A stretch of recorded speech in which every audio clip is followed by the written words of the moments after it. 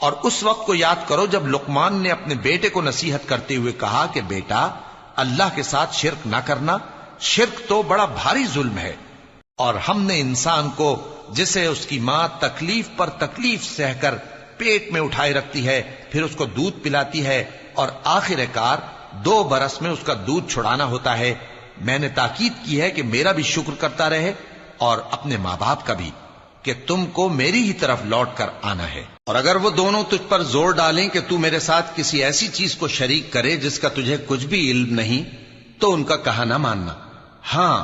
دنیا کے کاموں میں ان کا اچھی طرح ساتھ دینا، اور جو شخص میری طرف رجوع لائے اس کے رستے پر چلنا، پھر تم کو میری طرف لوٹ کر آنا ہے، تو جو کام تم کرتے رہے ہو سب سے تم کو آگاہ کر دوں گا۔ لقمان نے یہ بھی کہا کہ بیٹا اگر کوئی عمل چاہے رائی کے دانے کے برابر بھی چھوٹا ہو، اور ہو بھی کسی پتھر کے اندر یا آسمانوں میں مخفی ہو یا زمین میں، اللہ اس کو قیامت کے دن لا موجود کرے گا۔ کچھ شک نہیں کہ اللہ باریک بین ہے، خبردار ہے۔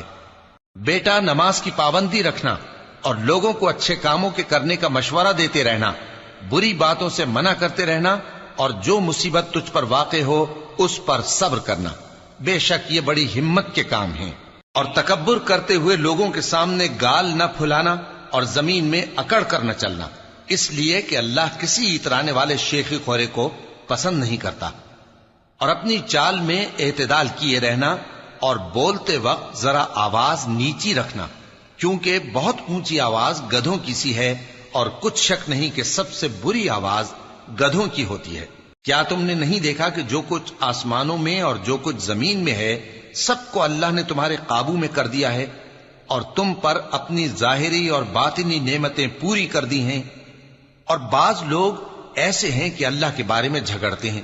نہ علم رکھتے ہیں اور نہ ہدایت اور نہ کتاب روشن۔ اور جب ان سے کہا جاتا ہے کہ جو کتاب اللہ نے نازل فرمائی ہے اس کی پیروی کرو، تو کہتے ہیں کہ ہم تو اسی کی پیروی کریں گے جس پر ہم نے اپنے باپ دادوں کو پایا۔